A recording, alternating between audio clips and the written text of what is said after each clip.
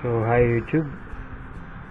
So, i-share ko lang sa inyo tong ginawa ko dito sa aking Sony MP3. Actually, ito nabili ko pa siya nung nasa abroad pa ako. At nakita ko na napakaganda niya. At talagang mapapakinabangan mo siya through recording at sa mga MP3 music ko. So ang ginawa ko is akala ko nung una is hindi na siya gumagana. So wala akong choice, hindi buksan siya. Tinest ko yung battery niya, which is ito,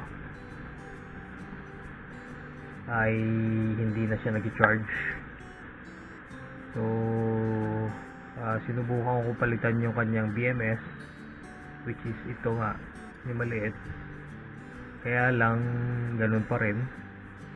So ang first thing na ginawa ko is i-check ko online kung magkano tong battery to, and nakita ko na napakamahal pala siya.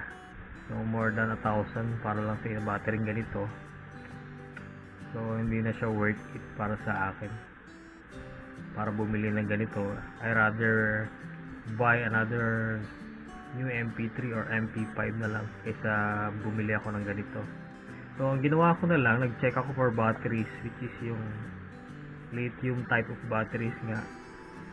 At wala akong nakitang ibang alternative na kagaya nito. So ang ginawa ko na lang is bumili ako ng maliit, which is ito nga. Pareho sila na rating, although mas mataas yung kanyang ampere hour. Pero nung itrinay ko siya is gumana naman.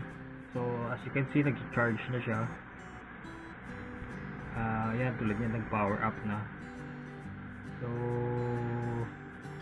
kaysa naman bumili ako ng bagong MP3 ka ako, trinay ko siya na lang. So, gumana naman siya, which is itong battery na to, nabil ko siya Lazada. Rated din siyang 1.5 na volts na battery. Nasa 300 ampere hour yat, ay 300 watts ang kanyang rating. So, ipapakita ko sa description kung anong wattage yung battery na to, which is ito na lang. Ginawa ko na lang siya is itong lalagyan ng battery na to is binutas ko na lang siya, kinabitan ko ng dalawang wire yung kanyang supply coming from this MP3, yung nakasupply dito dati sa kanyang battery, tapos kinonect ko na lang siya dito sa dalawang wire na to. So ang gagawin ko na lang dito is i-improvise ko na lang siguro siya, lalagyan ko na lang ang cover dito para hindi naman siya pangit tignan. Pero kung hindi ka naman maarte, hindi ka naman maselan, okay na to sa akin. Pero lalagyan ko pa rin siya. Just para magkaroon lang siya ng medyo presentable pa rin siya, tulad nung dati. Pero as you can see, gumagana na siya, nag-charge na siya. So at least magagamit ko pa rin siya, itong MP3 na to, which is Sony.